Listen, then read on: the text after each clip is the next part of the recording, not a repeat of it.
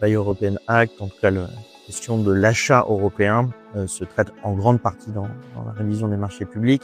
Les marchés publics en Europe, c'est 14% du PIB européen. C'est une masse considérable. Tout le monde passe des marchés publics, de la petite commune, de la région, l'État également.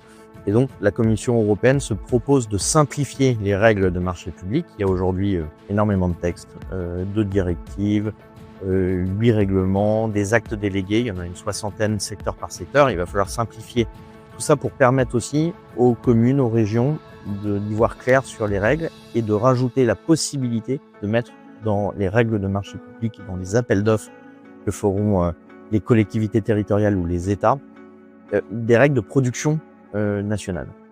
Production nationale ou production européenne. Donc le débat est ouvert. On regardera avec l'ensemble des États membres, des ministres et des chefs de collectivités ce qu'ils ont besoin exactement comme critères dans cette nouvelle révision des marchés publics et on adaptera. L'objectif à la fin, c'est de proposer à la main de celui qui passe le marché public un critère de production européenne qui nous permettra aussi de booster la demande européenne et surtout de ne pas faire du prix et du critère prix uniquement la règle des marchés publics parce que à ce jeu-là, souvent, ce sont les produits subventionnés en Chine ou en Asie qui sont les plus efficaces pour pouvoir gagner ces marchés publics. Donc, on va préciser ça, mais c'est une petite révolution pour l'Europe et ça permet également aux marchés publics locaux de pouvoir faire vivre un écosystème local avec une production locale, une consommation locale. C'est une grosse demande des collectivités, notamment dans le domaine des cantines scolaires,